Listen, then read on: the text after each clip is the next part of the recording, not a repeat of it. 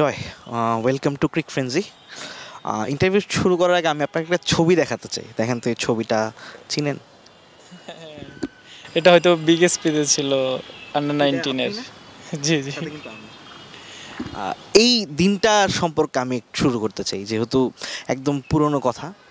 জয়, ওই দিনটার কথা মনে আছে যেদিন আপনারা ওয়ার্ল্ড কাপ খেলে ফিরলেন, বিকেএসপিতে আপনার নিজের প্রতিষ্ঠানে আপনাকে সংবর্ধনা দেওয়া হলো? আসলে ওই দিনটা ভোলার মতো না, যতদিন পর্যন্ত বেঁচে থাকবো ওই দিনটা আসলে স্মরণ করার মতোই থাকবে। আমাদের বলবো ক্রিকেটের সবচেয়ে বড় প্রাপ্তি ছিল আমরা আন্ডার 19 এর ওয়ার্ল্ড কাপটা উইন হয়েছি এবং আমাদের বিকেএসপি থেকে খুব ভালো একটা সংবর্ধনা দেওয়া হয়েছিল। সো আমি বলবো যে ওই দিনটা আসলে ভোলার মতো না, একটা স্মরণীয় দিন হিসেবে থেকে যাবে আমার জীবনের জন্য। জয়, এই 2020-এর জয় এবং 2025-এর শেষে এসে জয়ের মধ্যে আপনি নিজের মধ্যে কি পার্থক্যটা দেখছেন? না, এখন আসলে বলবো যে আমি আসলে এখন একটু ম্যাচুরিটি এটাও কাজ করছে। তখন তো অনেক ছোট ছিলাম, কত লাইক 18-19 বছর ছিল, এখন তো 24-25 বছর হয়ে গেছে। সো এখন আস্তে আস্তে নিজের খেলাটাকেও আরও ডেভেলপ করার চেষ্টা করছি এবং আরও কীভাবে গোছানো হওয়া যায়, সো ওইগুলো নিয়ে আসলে কাজ করা হচ্ছে।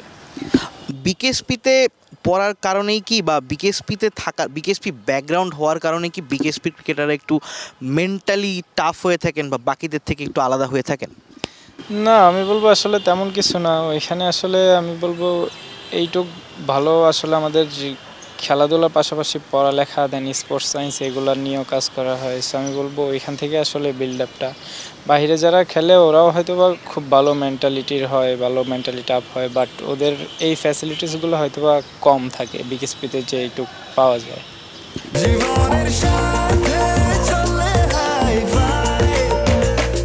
স্বাস্থ্যকর অল টাইম হানিকম, সব সময় অল টাইম হেলদি লাইফ।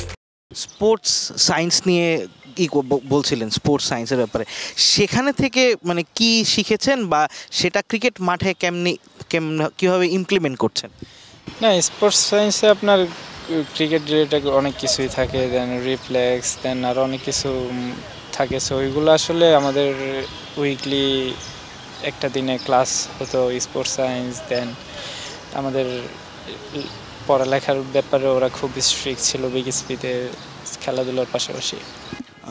আপনি ন্যাশনাল টিমে ছিলেন, আপনার ডেবু হলো, মাঝখানে একটু খারাপ টাইম গেল, ন্যাশনাল টিম থেকে বাদ পড়লেন, এরপরে আবার ফিরলেন, ফিরে কামব্যাকটা খুব ভালো হলো।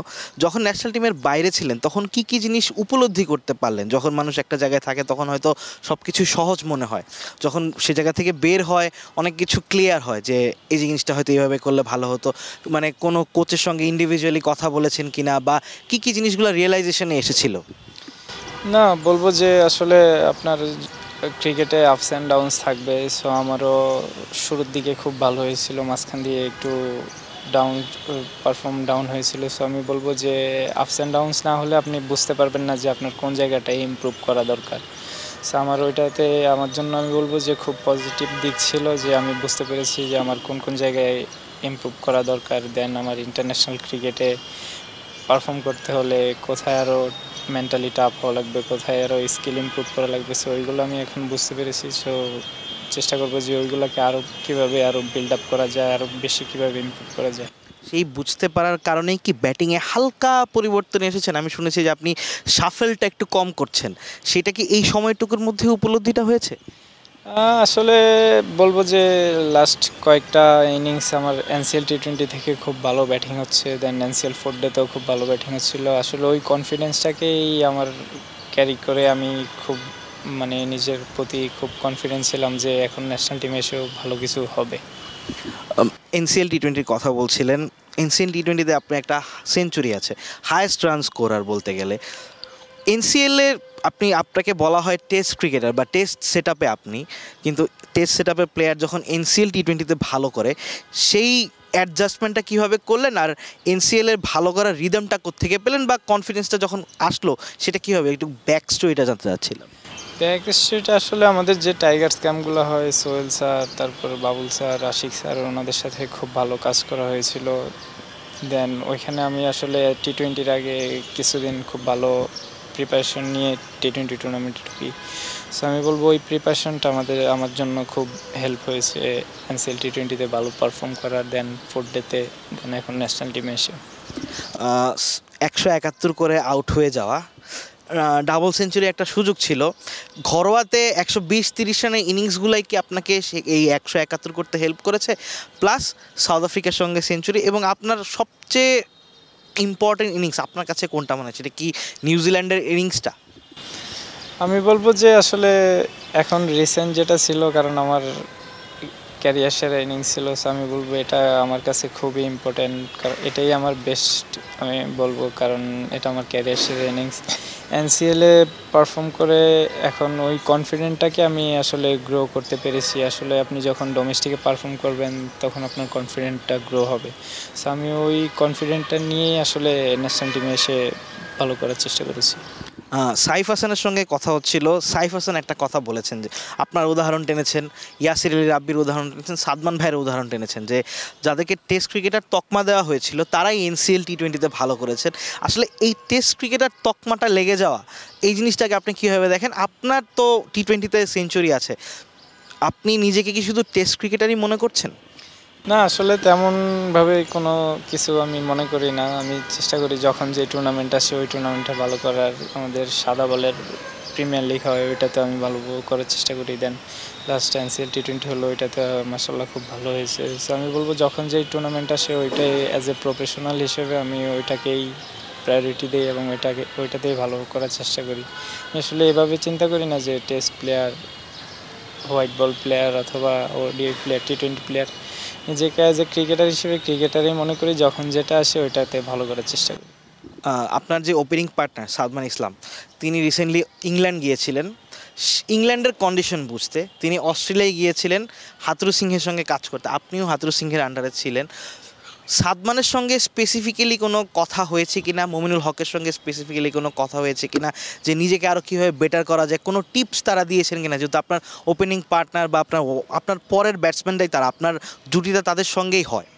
না, ওনাদের সঙ্গে আসলে সবসময় আমি দেখেন লাস্ট 4-5 বছর ধরে ওনাদের সাথেই আসলে ম্যাক্সিমাম টাইম ব্যাটিং করা হয়, সৌরভ ভাই, সাদমান ভাই।